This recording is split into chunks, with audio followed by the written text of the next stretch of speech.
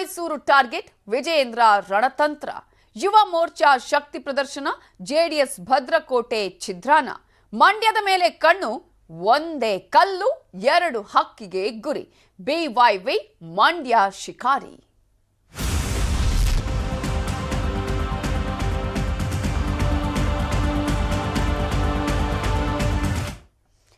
ಹಳೆ ಮೈಸೂರು ಭಾಗದಲ್ಲಿ ವಿಜಯೇಂದ್ರ ಸಂಚಲನವನ್ನ ಮೂಡಿಸ್ತಾ ಇದ್ದಾರೆ. ಮಂಡ್ಯ ಜಿಲ್ಲೆಯಲ್ಲಿ ಹೆಚ್ಚು ಸ್ಥಾನವನ್ನ ಗೆಲ್ಲೋದಿಕ್ಕೆ ರಣತಂತ್ರವನ್ನ ಹೆಣಿತಾ ಇದ್ದಾರೆ ವಿಜಯೇಂದ್ರ ಅವರು. ಮಂಡ್ಯ ಜಿಲ್ಲೆಯಲ್ಲೇ ಠಿಕಾಣಿ ಹೂಡಿದ್ದಾರೆ ಬಿವೈ ವಿಜಯೇಂದ್ರ ಅವರು.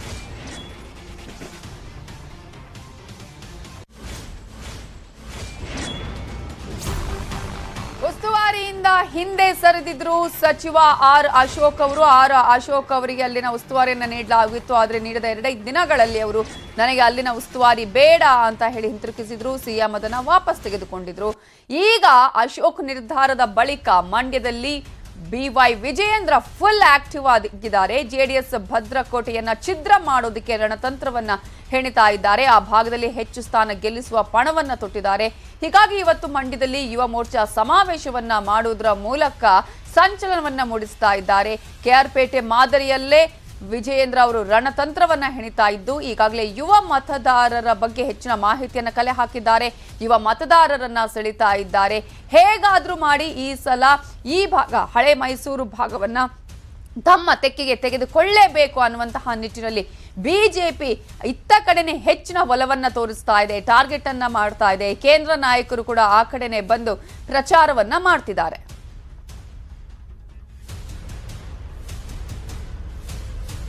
ಇದರ ಬಗ್ಗೆ ಇನ್ನಷ್ಟು ಡೀಟೇಲ್ಸ್ ಕೊಡೋದಕ್ಕೆ ನಮ್ಮ ರಿಪೋರ್ಟರ್ ಸುನಿಲ್ ಈಗ ನೇರ ಸಂಪರ್ಕದಲ್ಲಿ ಜಾಯ್ನ್ ಆಗಿದ್ದಾರೆ. ಸುನಿಲ್, ಈಗಾಗಲೇ ಬಿಜೆಪಿ ಮತ್ತು ಕಾಂಗ್ರೆಸ್ ಎರಡೂ ಪಕ್ಷಗಳು ನಾವು ನೋಡ್ತಾ ಇದೀವಿ ಹಳೆ ಮೈಸೂರು ಭಾಗವನ್ನೇ ಟಾರ್ಗೆಟ್ ಮಾಡ್ಕೊಂಡಿದೆ ಜೆಡಿಎಸ್ ಭದ್ರಕೋಟೆನ ಛಿದ್ರ ಮಾಡೋದಕ್ಕೆ. ಈಗ ಬಿಜೆಪಿ ಯಾವ ರೀತಿಯಾಗಿ ಇವತ್ತಿನ ಸಮಾವೇಶದ ಮೂಲಕ ಇಲ್ಲಿನ ಟಾರ್ಗೆಟ್ ಅನ್ನ ಸಕ್ಸಸ್ ಮಾಡುವಂತ ನಿಟ್ಟಿನಲ್ಲಿ ಪ್ರಯತ್ನ ಮಾಡ್ತಾ ಇದೆ ಅಂತ ಅನ್ಸುತ್ತೆ?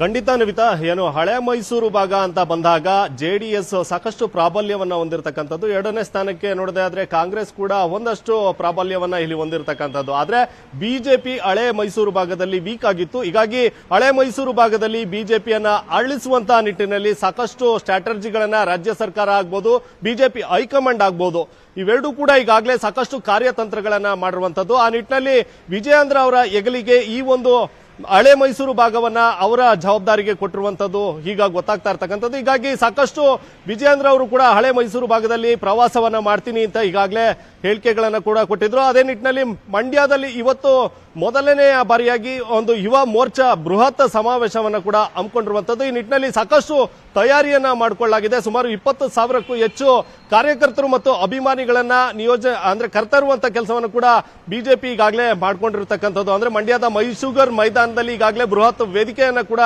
ಸಿದ್ಧತೆಯನ್ನ ಕೂಡ ಮಾಡಿಕೊಂಡಿರುವಂತದ್ದು. ಸುಮಾರು 11 ಗಂಟೆಗೆ ಸಮಾವೇಶ ಆರಂಭವಾಗುತ್ತೆ. ಅದೇ ರೀತಿ ಈಗ ಏನು ನವಿತಾ, ಇಲ್ಲಿ ಸಚಿವರಾದಂತ ನಾರಾಯಣಗೌಡರು ಕೂಡ ಇಲ್ಲಿದ್ದಾರೆ. ಅವ್ರನ್ನ ಒಂದಷ್ಟು ಮಾತನಾಡಿಸುವಂತ ಕೆಲಸವನ್ನ ಕೂಡ ಮಾಡ್ತೀನಿ. ಯಾವ ರೀತಿ ಸಮಾವೇಶವನ್ನ ಯಾವ ರೀತಿ ಪ್ಲಾನ್ ಅನ್ನ ಮಾಡ್ಕೊಂಡಿದ್ದಾರೆ ಅನ್ನುವಂತ ನಿಟ್ಟಿನಲ್ಲಿ ಕೂಡ ಅವ್ರನ್ನ ಮಾತನಾಡಿಸ್ತಾ ಹೋಗ್ತೀನಿ. ಸರ್, ಯಾವೆಲ್ಲ ತಯಾರಿಯನ್ನ ಮಾಡ್ಕೊಂಡಿದ್ರೆ ಇವತ್ತಿನ ಸಮಾವೇಶಕ್ಕೆ? ಇವತ್ತು ಯುವ ಸಮಾವೇಶದಲ್ಲಿ ಒಂದು 20,000ಕ್ಕೂ ಹೆಚ್ಚು ಯುವಕರು ಸೇರುವಂಥದ್ದು. ವಿಜಯೇಂದ್ರ ಅವರು ನೇತೃತ್ವದಲ್ಲಿ ಈ ಕಾರ್ಯಕ್ರಮ ನಡೀತಾ ಇರುವಂಥದ್ದು. ಅದಕ್ಕೆ ನಮ್ಮ ಸಿ.ಟಿ. ರವಿಯವರು ಮತ್ತು ತೇಜಸ್ವಿನಿ ಸೂರ್ಯ ಅವರು ಇನ್ನೂ ನಮ್ಮ ಮುಖಂಡರುಗಳು, ಲೀಡರ್ಗಳು ಇದರಲ್ಲಿ ಜೋಡಿಸುವಂಥ ಕಾರ್ಯಕ್ರಮ ಆಗ್ತಾ ಇದೆ. ಇಲ್ಲಿಂದ ಒಂದು ಚಾಲನೆಯನ್ನು ಕೊಡಬೇಕು ಅಂತೇಳಿ ನಮ್ಮ ಮಂಡ್ಯ ಜಿಲ್ಲೆಯಲ್ಲೇ ಒಂದು ಚಾಲನೆ ಕೊಡಬೇಕು ಅಂತೇಳಿ ಈ ದಿನ ನಾವು ತಯಾರಿಯನ್ನು ಮಾಡಿದ್ದೇವೆ. ಇದು ಸಕ್ಸಸ್ ಆಗುತ್ತೆ ಅಂತ ಹೇಳಲಿಕ್ಕೆ ಬಯಸ್ತಾ ಇದ್ದೇನೆ. ಅದ್ರ ಜೊತೆಗೆ ನರೇಂದ್ರ ಮೋದಿಜಿಯವರು ಪ್ರಧಾನಮಂತ್ರಿಗಳನ್ನು 11ನೇ ತಾರೀಕಿಗೆ ಟೆಂಟೇಟಿವ್ ಇದನ್ನು ನಿನ್ನೆ ತಾವು ನೋಡಿರಬೇಕು. ಅದನ್ನು ಲ್ಯಾಂಡನ್ನ ಎಲ್ಲಿ ಒಂದು 300 ಎಕರೆ ಜಮೀನನ್ನು ನಾವು ಹುಡುಕ್ತಾ ಇದ್ದೀವಿ. ದೊಡ್ಡ ಮಟ್ಟದಲ್ಲಿ ಒಂದು ಸಮಾವೇಶ ಕಾರ್ಯಕ್ರಮ ಮಾಡೋದಕ್ಕೆ ತಯಾರಿ ನಡೀತಾ ಇದೆ.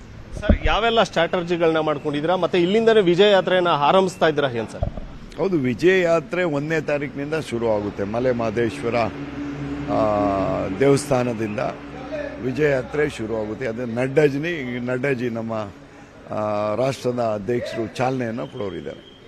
ಸರ್, ಒಂದ್ ಕಡೆ ಹಳೆ ಮೈಸೂರು ಭಾಗದಲ್ಲಿ ಕಮಲ ಅರಳಿಸಬೇಕು ಅಂತ ಸಾಕಷ್ಟು ಸ್ಟ್ರಾಟಜಿಗಳನ್ನ ಮಾಡ್ಲಾಗ್ತಾ ಇದೆ. ಆದ್ರೆ ಮಂಡ್ಯ ಜಿಲ್ಲೆಗೆ ಉಸ್ತುವಾರಿ ಸಚಿವರ ನೇಮಕನೇ ಒಂದು ರೀತಿ ಕಗ್ಗಂಟಾಗಿದೆ. ಯಾರು ಕೂಡ ಉಸ್ತುವಾರಿ ವಹಿಸ್ಕೊಳ್ತಾ ಇಲ್ವಲ್ಲ ಸರ್? ಅದು ಮುಖ್ಯಮಂತ್ರಿಗಳು ತೀರ್ಮಾನವನ್ನು ಶೀಘ್ರದಲ್ಲಿ ತಗೊಳ್ತಾರೆ ಅಂತ ಹೇಳಿಕ್ ಬಯಸ್ತಾ ಇದ್ದೀನಿ. ಈಗ ಸದ್ಯಕ್ಕೆ ಅಶೋಕರು ಇದ್ದಾರೆ. ಅಶೋಕರನ್ನ ಏನು ಲೆಟರ್ನ ಏನು ಅಕ್ಸೆಪ್ಟ್ ಮಾಡಿಲ್ಲ. ಅಶೋಕರು ಇದ್ದಾರೆ ಇದು ಸದ್ಯಕ್ಕೆ. ಅಂದ್ರೆ ಈಗ ಸದ್ಯಕ್ಕೆ ಅವರೇ ಉಸ್ತುವಾರಿ ಸಚಿವರು ಅಶೋಕ್ ಅವರೇ ಅಂತ ಹೇಳ್ತೀರಾ ಸರ್? ಹೌದು, ಅವರು ಬರ್ತಾ ಇಲ್ಲ ಅನ್ನೋದು ಬಿಟ್ರೆ ಅವರೇ ಉಸ್ತುವಾರಿ ಸಚಿವರು ಅನ್ನೋದಕ್ಕೆ ಹೇಳಿಕ್ ಬಯಸ್ತೀನಿ. ನನಗೆ ಶಿವಮೊಗ್ಗ ಜವಾಬ್ದಾರಿ ಇದೆ.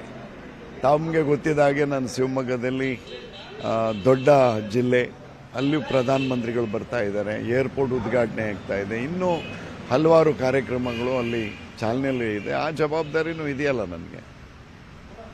ಸೊ ನವಿತಾ, ಇದು ಸಚಿವ ನಾರಾಯಣಗೌಡರು ಮಾತು ಕೂಡ ಆಗಿರುವಂತದ್ದು. ಸಾಕಷ್ಟು ಸ್ಟ್ರಾಟಜಿಗಳನ್ನ ಈಗಾಗಲೇ ನಾವು ಮಾಡ್ಕೊಂಡಿದೀವಿ ಅಂತಕ್ಕಂಥ ಮಾತನ್ನು ಕೂಡ ಹೇಳ್ತಾ ಇದ್ದಾರೆ. ಹಾಗೆ ಮಂಡ್ಯ ಉಸ್ತುವಾರಿ ಒಂದು ರೀತಿ ಬಿಜೆಪಿಗೆ ತಲೆನೋವಾಗಿ ಪರಿಣಮಿಸಿತ್ತು. ಆದ್ರೆ ಆರ್ ಅಶೋಕ್ ಅವರ ಈಗಲೂ ಕೂಡ ಅವರೇ ಮಂಡ್ಯ ಉಸ್ತುವಾರಿ ಸಚಿವರು ಅಂತಕ್ಕಂಥ ಮಾತನ್ನ ನಾರಾಯಣಗೌಡರು ಹೇಳ್ತಾ ಇರ್ತಕ್ಕಂಥದ್ದು. ಇನ್ನು ಮಂಡ್ಯ ಉಸ್ತುವಾರಿಯನ್ನ ನಾರಾಯಣಗೌಡರು ವಹಿಸ್ಕೊಳ್ಳೋದಿಲ್ಲ ಅಂತಕ್ಕಂಥ ಮಾತನ್ನು ಕೂಡ ಹೇಳ್ತಾ ಇದ್ದಾರೆ. ಯಾಕಂದ್ರೆ ಶಿವಮೊಗ್ಗ ಉಸ್ತುವಾರಿಯನ್ನ ನಾರಾಯಣಗೌಡರಿಗೆ ಈಗಾಗಲೇ ಕೊಟ್ಟಿರುವಂತದ್ದು. ಹೀಗಾಗಿ ನಾನು ಶಿವಮೊಗ್ಗದ ಜವಾಬ್ದಾರಿಯನ್ನ ನಿರ್ವಹಿಸ್ತಾ ಇದ್ದೀನಿ, ಹೀಗಾಗಿ ಮಂಡ್ಯದ ಜವಾಬ್ದಾರಿಯನ್ನ ತೆಗೆದುಕೊಳ್ಳಲ್ಲ ಅಂತಕ್ಕಂಥ ಮಾತನ್ನ ಸಚಿವರು ಹೇಳ್ತಾ ಇರ್ತಕ್ಕಂಥದ್ದು. Navita, thank you Sunil ಡೀಟೇಲ್ಸ್ಗೆ.